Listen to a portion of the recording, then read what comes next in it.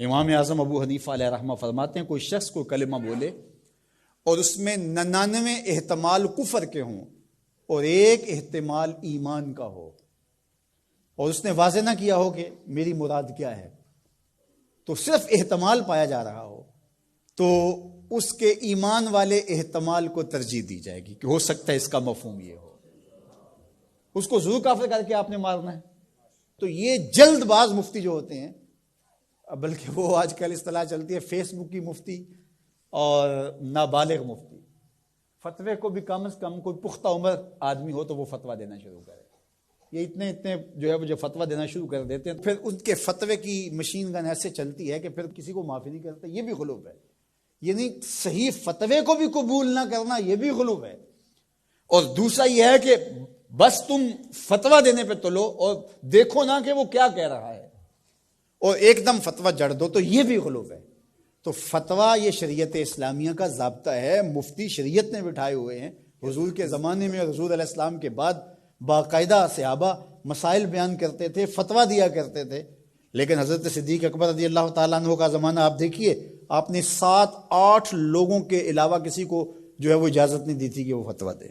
اور یہاں کوئی بندہ عرب سے آیا تو وہ جس سے بھی بات کرے نا تو وہ کوئی نہ کوئی مسئلہ بتا دیا جائے۔ ایک ان پڑھ سے بھی کوئی مسئلہ شریعت کا پوچھ لیں تو وہ بھی اس کے بارے میں کوئی نہ کوئی بتا دے گا۔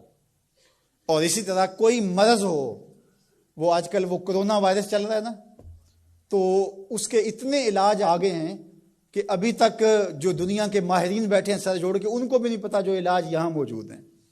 کوئی کہتا ہے پیاز کھاؤ تو ختم ہو جائے گا، کوئی کہتا ہے فلان چیز کھاؤ تو ختم ہو جائے گا۔ تو وہ کوئی بندہ عرب سے آیا یہاں، تو واپس جب گیا تو کہا کہ آپ وہاں گئے تھے بر صغیر میں، تو وہاں کے لوگوں کے حوال سناؤ، تو اس نے کہا کلو طبیب کلو مفتی، سارے کے سارے ڈاکٹر ہیں اور سارے مفتی ہیں۔ فتویٰ بھی ہر بندہ دیتا ہے اور ہر بندہ جو ہے وہ کوئی نہ کوئی نسخہ بھی بتا دیتا ہے۔ میں ایک دن لڑکوں کو بتا رہا تھا کہ میں شوگر کی وجہ سے، وہ ظاہر ہے یہ ایک ایسا مرض ہے کہ جو ظاہر ضرور ہو جاتا ہے، کہیں چائے ہو تو جی یا اس میں چینی نہ ڈالنا، یہ چیز نہ دینا، تو پتہ چل جاتا ہے شوگر۔ میں نے کہا میرے پاس شوگر کے اتنے نسخے آ گئے ہیں کہ اگر میں چاہوں تو جو ہے وہ اس پہ کئی جلدوں میں کتاب لکھی جا سکتی ہے۔ تو یہ نہیں ہے، یہ اسی کا حق ہے جو اللہ کے محبوب علیہ الصلوۃ والسلام نے صحابی سے فرمایا کہ جاؤ فلاں ڈاکٹر اس زمانے کا طبیب تھا، فرمایا اس کے پاس جاؤ، وہ تمہیں کھجوریں دے گا۔ یعنی علاج بھی خود بتایا، لیکن فرمایا اس کے پاس جاؤ۔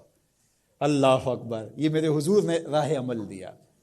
اور اگر میرے حضور اس کے پاس نہ بیچتے، کسی ڈاکٹر کی دکان ہی نہ چلتی، کسی حکیم کا کاروبار ہی نہ چلتا، تو تم میڈیکل سٹور سے لے کر دوائی نہیں کھا سکتے، تمہیں ڈاکٹر اور طبیب کے پاس جا کے جو ہے وہ لینا پڑے گا۔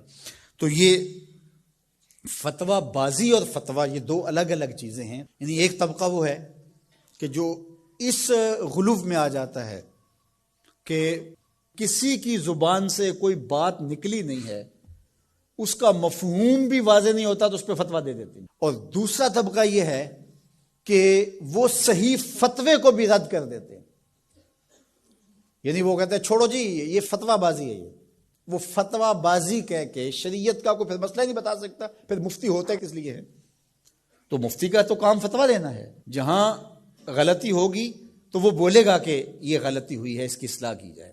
افراط و تفرید کے یہ دو راستے ہیں کہ کچھ لوگوں نے شریعت کو اتنا آسان لے لیا، اتنا سہل لے لیا کہ جو مرضی کرتے رہو، اور وہ کیا کہتے ہیں جی دین میں کوئی جبر نہیں ہے، اور آیت کیا پڑھتے ہیں لا اکراہ فی الدین، دین میں کوئی جبر نہیں، حالانکہ اس کا یہ مفہوم ہی نہیں ہے جو لوگ لے رہے ہیں۔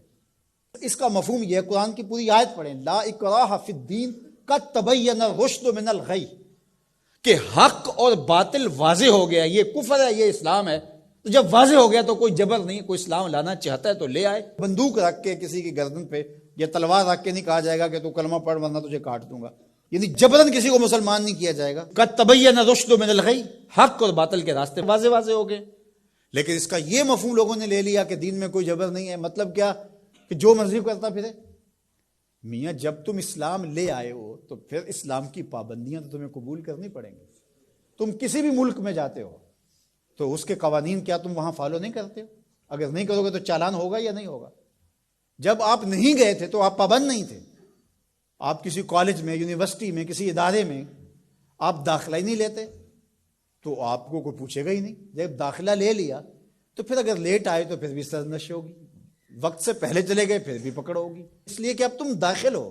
جب تم اسلام میں نہیں تھے تو لا اکراہ فی الدین، لیکن جب تم نے کلمہ محمد عربی کا پڑھ لیا ہے